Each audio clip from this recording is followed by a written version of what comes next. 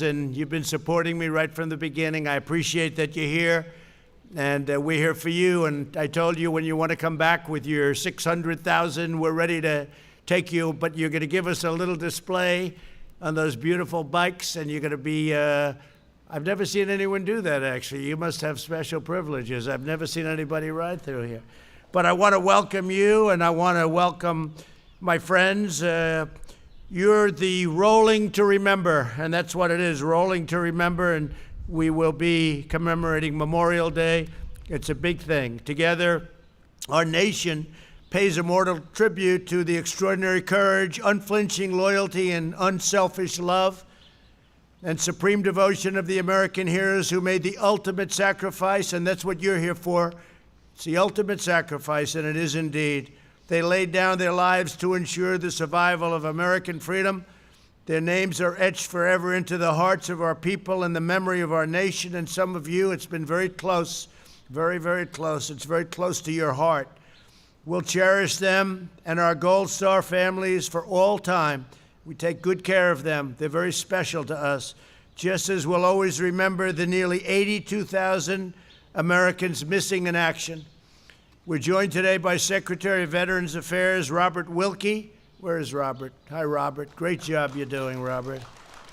You know, we got the Veterans' Choice and Accountability. Choice is when they wait for 2 months to see a doctor. Before they have to wait like a few hours, they go outside, they get themselves a good doctor, we pay the bill, and they get taken care of. So, you know, the stories were legendary. You don't hear bad things about the VA anymore. Used to turn on every night, you'd see a horror show. So I want to thank you. You've done a fantastic job, Robert. What a great job. Accountability also. We had VA accountability. Sounds easy, but when you have civil service and you have unions and you have all of this, for 40, 50 years they've been trying to get rid of it. They don't take care of our vets, we fire them. Before you couldn't. They were sadists, they were thieves, and I think you've let go of more than 8,000 people, right, who were terrible. They've been trying to fire them for years. They didn't take care of our vets. Just the opposite. They were horrible. Now they're gone. We got them out, so that's a big thing. So it's Robert Wilkie. Thank you very much. National Commander of MVets, Jan Brown. Where's Jan? Jan, thank you very much. Good job. Good job you've done here. You got this very special group. They're going to be doing a very special ride. I'm going to get to watch you, I hope, right? Because I don't know. Sometimes I look at those bikes. I don't know. They're pretty tough, right? And actor Robert Patrick, who's been in many films and television shows. I know that well. Most notably as T-1000 in Terminator 2. That's not too bad, huh? You're looking good. You're looking good, Robert. I want to especially recognize the legendary AMVETS riders who made the Rolling to Remember possible. For 32 years, Rolling Thunder, my friends, carried out a ride of remembrance, and now we're going to continue that onward.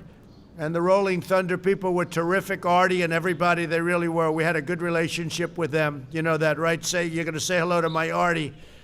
And I heard they were giving him a hard time a couple of years ago, and I said, nope, no hard time. But people do get older, right? They get a little bit, he said, I'm getting a little older. So, but Artie's terrific, and the whole group is terrific. And thank you for keeping this noble tradition alive and for preserving the memory of those who are missing, but never forgotten, never forgotten. My administration will spare no effort or resource to support the men and the women who defend our nation.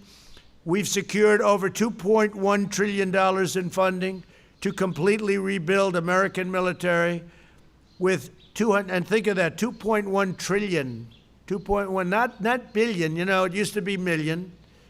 And then about 10 years ago, you started hearing billion, and now you're starting to hear trillion, right? So it's, I don't know if that's a good thing or a bad thing, but it's good when we're spending $2.1 trillion in funding on our military, completely rebuild the military. Our American military now has the greatest equipment, the finest equipment it's ever had. It's been entirely rebuilt. Some of the equipment is still coming, all made in America, everything. And when I came here, and you people knew it better than anybody, our military was depleted, just like the shelves were empty from medical equipment. We didn't have ventilators. We didn't have testing. We didn't have anything. And now we have great testing, the best in the world. We have great ventilators. We're making thousands and thousands of them. And we're actually now so loaded with ventilators that we're helping other countries and therefore saving lives also. But our American military with 281, that's a lot of planes, F-35 fighter jets, the best in the world, 453 Abrams tanks, 14,400 tactical combat vehicles, 2 aircraft carriers, 36 additional battleships, and much more. All made in the USA. So importantly, we're giving our service members the resources, tools, and equipment they need. We're even getting brand new, beautiful uniforms. Doesn't sound like much. If I told you what it costs, it's a lot for the Army. The Army has new uniforms, and they are gorgeous. We passed the largest reform of the Department of Veterans Affairs I think in the history of the department, including VA accountability, and I said VA choice. We've removed 8,500 VA workers who weren't doing their job, who were taking advantage of our country and hurting our vets. The percentage of veterans reporting they trust services, think of that. They trust services, so they report, and they say they trust services, has reached the highest in the history of the VA, Secretary. That's a big statement. So the percentage of veterans reporting that they trust the VA and the VA services is now the highest in the history of the service. Satisfaction with the VA outpatient care has reached 89%, and we're not going to rest until we have it at 100%, Robert. I also formed the Prevents. It's called Prevents Task Force. Well, you guys, how many are vets here? Big difference between now and the way it used to be, right? Big difference. I also formed the Prevents. I got to be careful when I ask that question. Sometimes somebody could say, oh, we used to like it better. That would not be good, right? You know that would go in the fake news immediately, right? That's all they'd cover, so I have to be very careful, but thank you.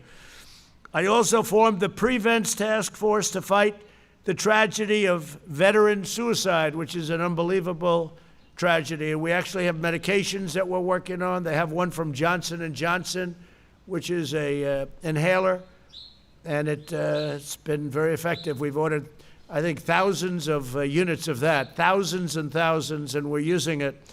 When the invisible enemy struck our country, my administration quickly secured VA medical facilities. We're keeping the sacred covenant. We're protecting those who sacrificed so much to protect us. I was very early. In fact, out of many, many people, I was the only one that wanted to do it. I guess I was the only one that mattered, but I kept China out of the United States. I put a ban on China in January. Then I took a lot of heat. Joe Biden said, oh, he's xenophobic. Oh, that's right. Yeah, but a month later he said I was right.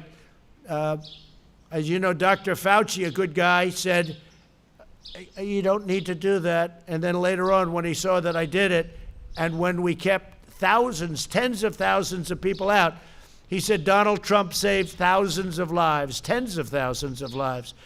And we did. So we did it very early, and that was a very important, the ban on Chinese people from China coming in, because I was seeing how badly infected the one area, Wuhan, was.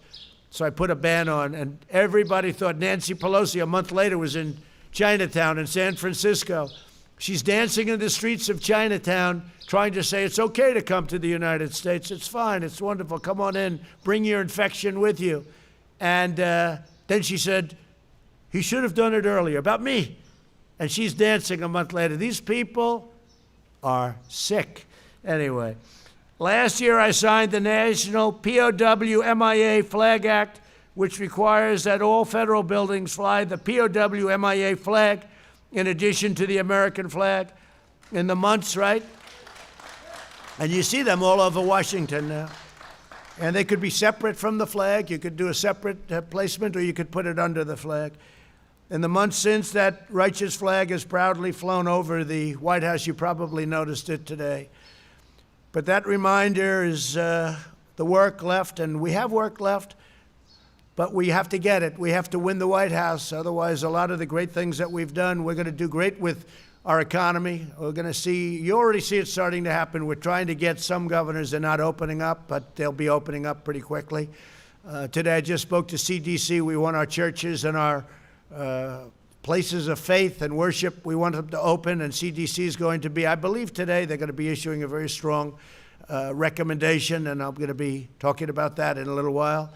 But they're going to be opening up very soon. We want our churches open. We want our places of faith, synagogues, we want them open. And that's going to start happening. I consider them essential, and that's one of the things we're saying. We're going to make that essential. You know, they have places essential that aren't essential, and they open, and yet the churches aren't allowed to open, and the synagogues. And again, places of faith, mosques, places of faith. So that's going to see that, and you're going to see that. I just want to say you've been tremendous supporters of mine. The bikers, I call them the bikers. The bikers, for whatever reason, you liked me from the beginning, and I like you from the beginning. And I remember I went to Hilton Head, and I went to other places, and there'd be thousands of bikes outside, and they were all in support. And they actually said, no, we don't have to, because there was no room. We've never had an empty seat from the time I came down the escalator with our future first lady. Who would have thought, right? Remember they were saying, what's he doing? But there were a lot of people that thought we'd win, and we won pretty easily too. 306 to 223, that's pretty easy. And we went through a primary that was tough, and you were there with me. We went through an election, and that was tough, and you were there with me. Always there, the bikers. I think, what do I have, 98%, 95%? We're trying to find who are the 3% or the 2%. We're looking for them, right? We're all looking for them. But I'll never forget, I made a speech in a place that was packed. You couldn't get in. I said, fellas, I'll do a second one. They said, no, we don't have to hear. We know what you're about. We know where you're coming from, sir. We're here to protect you. We're not here to listen. We're here to protect you. I never forgot it. I never felt so safe. And there were a lot of rough guys in that little group of about 1,000 bikes, by the way, maybe more than that. A lot of rough people, but I tell you, to me, they were beautiful people. But I never forgot that. We're not here to hear your speech, sir. We're here to protect you. And I thought it was an incredible thing. So you've been my friends. I want to thank you very much for it. Get those engines started. I want to see you guys drive around and drive as fast as you can, but don't get hurt.